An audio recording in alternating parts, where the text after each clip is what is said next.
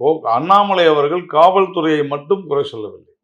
அண்ணாமலை அவர்கள் காவல்துறையை அவர்களுக்குத்தான் அந்த பொறுப்பு இருக்குது. பாதுகாப்பு பொறுத்தவரையில் அவர்களுக்குத்தான் பொறுப்பு இருக்கிறது. அவர்கள் தான். அதனால்தான் மறுபடியும் ஒரு விஷயம் அவங்க எல்லாருமே என்ன தப்பு பண்றாங்கன்னா, இது காவல்துறை இவங்க சரியா நடத்தலன்றாங்க. அப்படி இல்லை. இவங்க சரியா நடத்தவில்லை என்று சொன்னால் அதை கட்டுப்படுத்த வேண்டிய, அவர்களை சரியாக நடத்த சொல்ல வேண்டிய, அதை சரியாக நடக்க வைக்க வேண்டிய கடமையும் பொறுப்பும் காவல்துறைக்குத்தான் இருக்கிறது. அதுக்குதான் அவங்களுக்கு அதிகாரம் கொடுக்கப்பட்டிருக்கிறது. அரசாங்கம், காவல்துறை என்ற அதிகாரம் அதற்காகத்தான் கொடுக்கப்பட்டிருக்கிறது. அதுக்கு தாங்க திருப்பி சொல்றோம், அனுமதி வாங்கினா ஏன் வாங்குறாங்க? இந்த மாதிரியான சம்பவம் டிஎம்கேக்கு பலமா இல்ல யாருக்கு யார் பக்கம் சார் போய் நிற்கும்? டிஎம்கே சரி அப்படின்னு போய் நிற்கும். யாருக்குமே பலம் இல்லைங்க. இதுல எல்லாருக்குமே நஷ்டம், மிகப்பெரிய நஷ்டம்.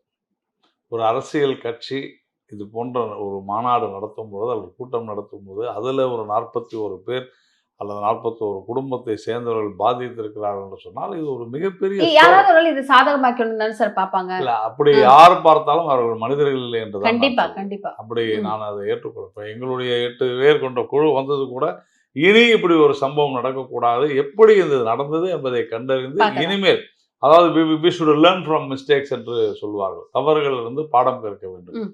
அதை நாம் அனைவருமே கற்க வேண்டும். அனைத்து கட்சிகளும் இனி ஒரு முறை இது போன்ற ஒரு நிகழ்வு நடக்கக்கூடாது, இந்த மாதிரியான ஒரு நெரிசல் வரக்கூடாது, அதற்கு என்ன செய்ய வேண்டும் என்பதற்காகத்தான் இவ்வளவும் நாம செய்து கொண்டிருக்கோம். சரி, மக்கள் இதுக்கப்புறம் எப்படி சார் இருக்கணும்? மக்கள் சற்றே கவனத்தோடு இருக்க வேண்டியதுதான். அதுதான் அண்ணாமலை அவர்கள், நான் தான் சொன்னதுல பாதையிலே நம்ம அண்ணாமலை அவர்கள் காவல்துறையை மட்டுமல்ல மக்களையும் சொல்லியிருக்கிறார். நீங்க ரொம்ப தெளிவா, எனக்கு தெரிந்து இந்த விவகாரத்துல இவ்வளவு தெளிவான ஒரு பேச்சு என்பது அண்ணாமலை அவர்களுடைய பேச்சு.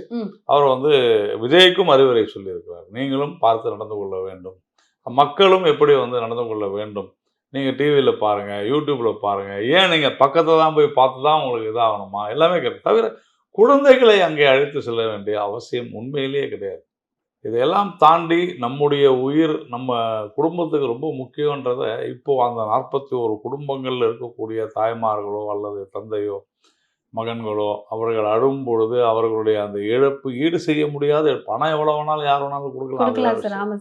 ஆனால் அந்த குடும்பத்தினுடைய இழப்பு என்பது உண்மையிலேயே மிக சோகமான ஒரு விஷயம்.